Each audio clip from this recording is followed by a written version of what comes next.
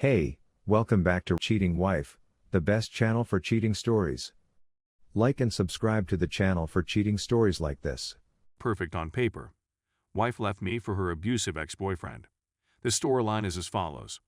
I'm 31 years old, she's 27. We've been married for 5 years and have been together for 8. I'm still madly in love with my STB ex-wife. During the summer of 2018, she began to express a need for separation or space apart.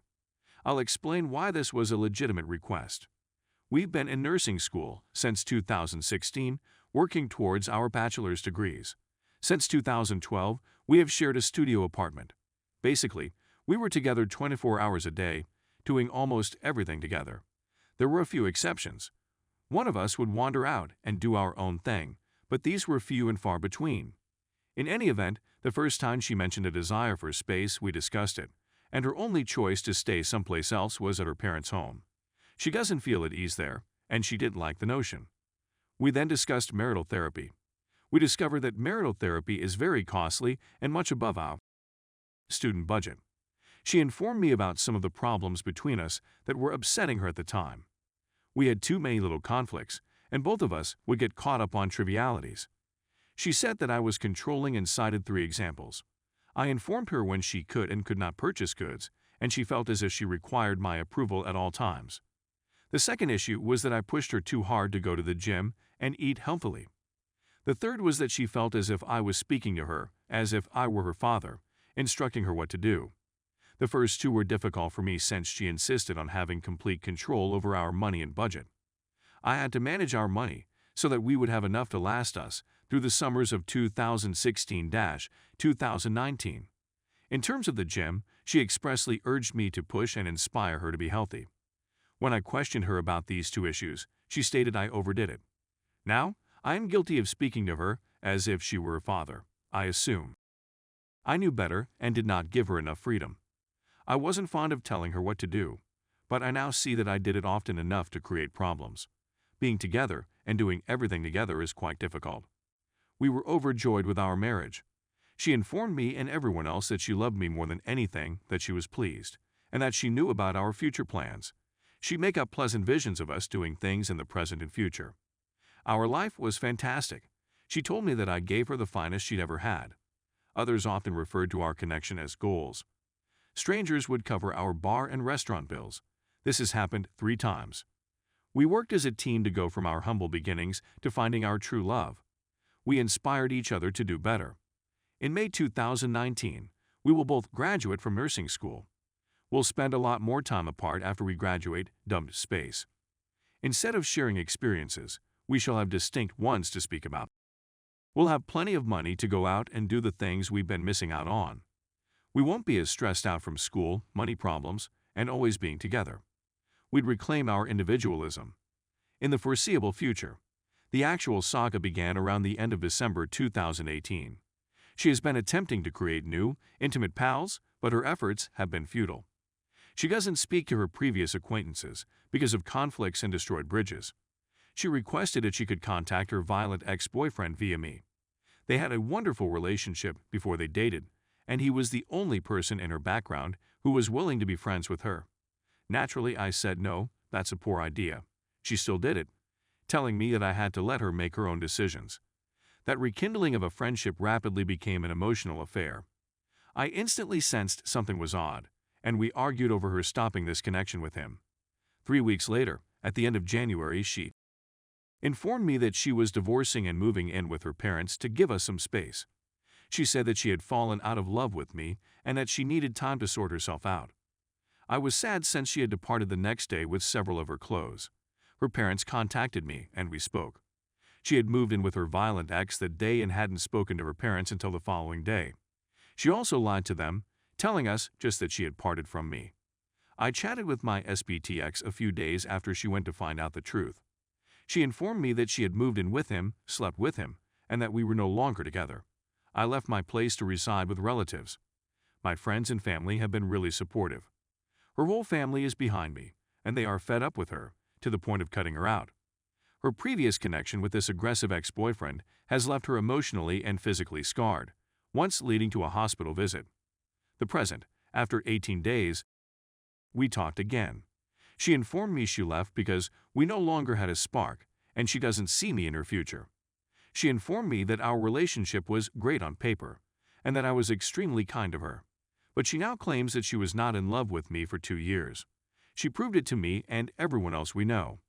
Then she informed me that the entire incident was her fault, and that she deserves whatever terrible things come her way.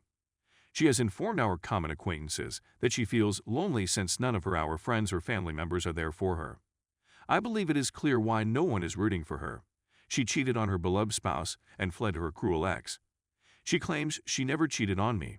She believes that since she stated her want for a separation and then slept with him on the same day and moved in with him, she is not cheating.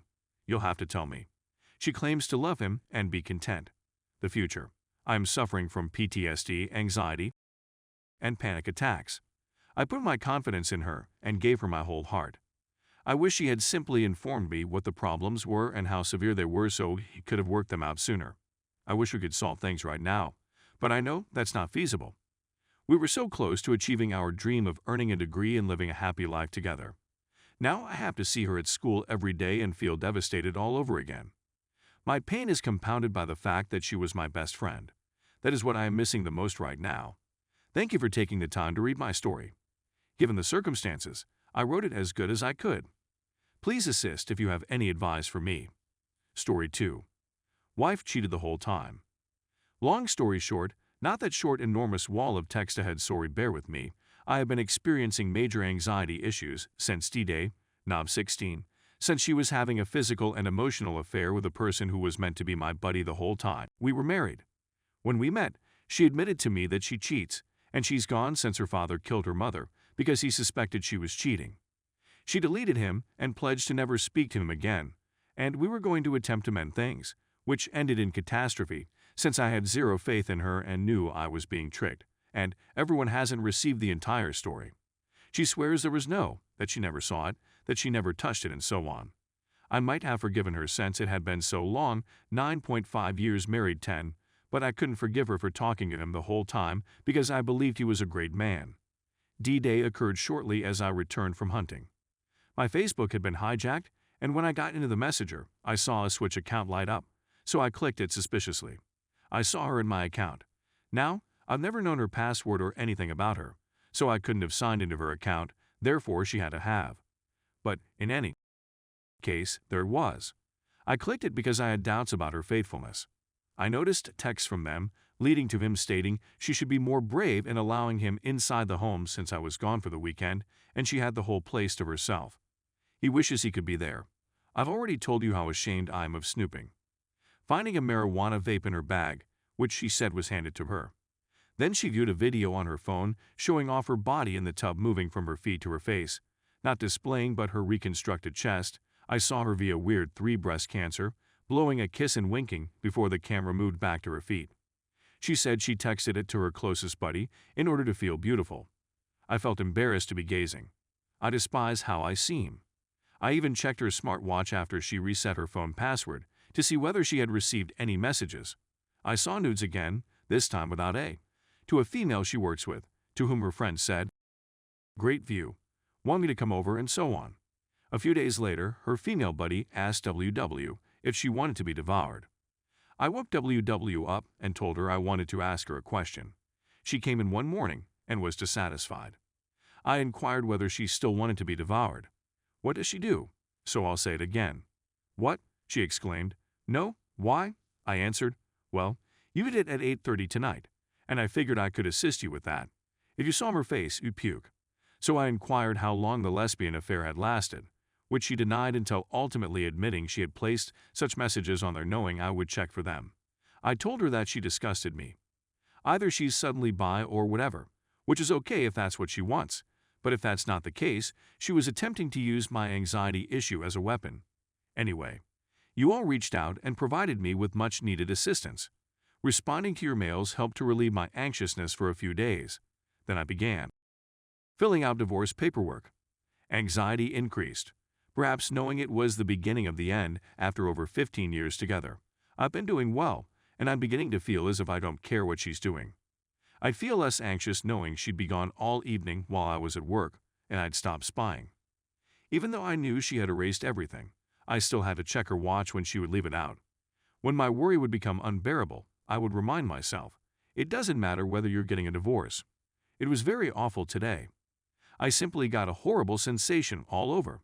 Because my anxiousness is psychosomatic, I've been feeling queasy all day. Tonight after work, I played video games with coworkers since it distracts and distresses me. I felt an intense need to glance at her watch as soon as we called it a night. I became obsessed with the moment at which I felt driven to look. I literally couldn't stop myself.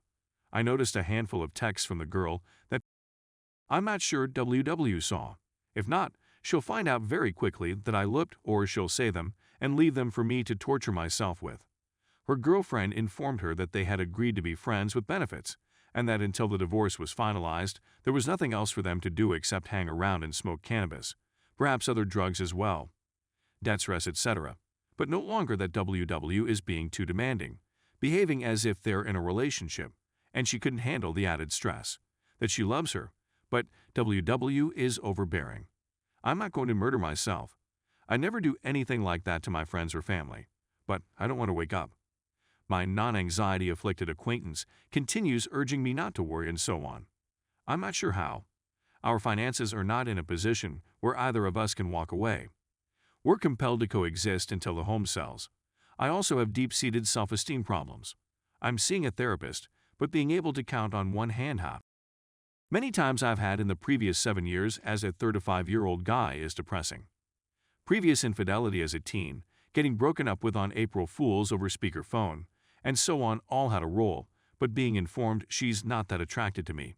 Then using post-cancer as a reason not to, completely wrecked how I felt on the inside. I know it's only been 2 months, but based on what many of you have mentioned, it will most likely take years after leaving her to feel normal. I'm not sure whether I can do years. I'm not sure I'll ever trust a woman again. I'm unable to eat. I can't sleep for more than 5 hours at a time. I'm able to function at work because my family and friends speak to me every day, and my boss is one of my closest friends, and as his team leader, I'm given some latitude. I apologize for publishing such a large wall of words. Perhaps I'll put it at the top. Anyway, I'm just hoping that you nice strangers would assist me in the same manner you did previously since this is killing me.